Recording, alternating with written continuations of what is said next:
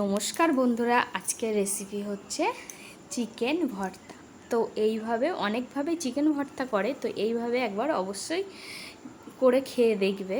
আমি এইভাবে একবার করেছি, আমার খুব ভালো লাগে এইভাবে খেতে।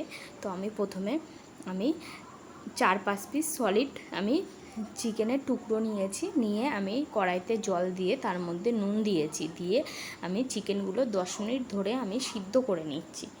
তো প্রায় আমার চিকেনগুলো সিদ্ধ হয়ে গেছে, আমি সিদ্ধ করে আমি চিকেনগুলো তুলে নিয়েছি।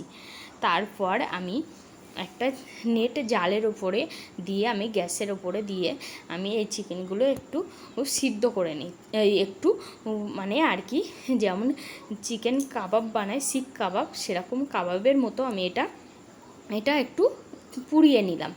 তারপরে আমি একটা টমেটো পুড়িয়ে নিয়েছি, নিয়ে আমি এই চিকেন শিক কাবাবের মতো পুড়িয়ে নিয়ে এই চিকেনগুলো আমি টুকরো টুকরো করে ছুরি দিয়ে কেটে নিয়েছি।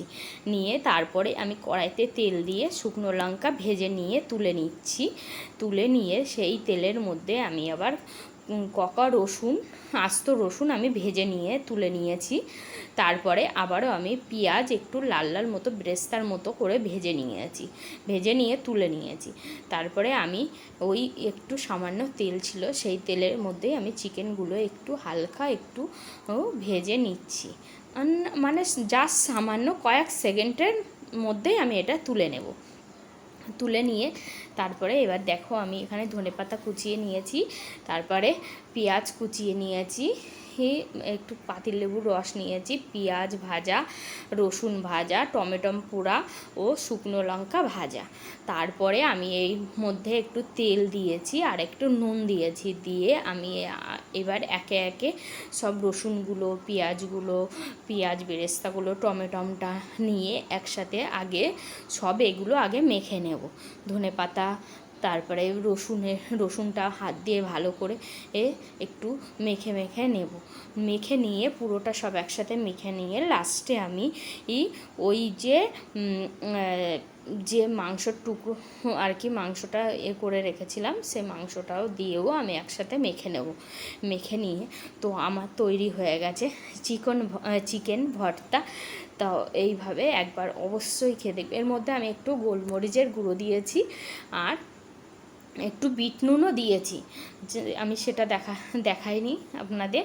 তো এর মধ্যে একটু বিট নুন দিলে আর একটু এবার আমি পাতিলেবুর রসটা এর মধ্যে দিয়ে দেব। পাতিলেবুর রসটা দিলে একটু টকটক ভাব লাগে, টকটক হলে খুব ভালো হয়। তো আমি লাস্টে একটু পাতিলেবুর রস দিয়ে দেবো। পাতিলেবুর রস দিয়ে আমি এটা মেখে নেব। তো আমার প্রায় কিন্তু রেডি হয়ে গেছে চিকেন ভর্তা। তো অবশ্যই এইভাবে একবার অবশ্যই বাড়িতে বানিয়ে খেয়ে দেখবে, খুব টেস্টি হয়। গরম ভাতের সাথে খাবে তাহলে এটা বেশ মজা লাগে, গরম ভাতের সাথে অবশ্যই একবার খেয়ে দেখবে। তো টাটা, বাই বাই বন্ধুরা, আজকের মতো আমার রেসিপি চিকেন ভর্তা। তো বাই বাই বন্ধুরা, টাটা, গুড নাইট।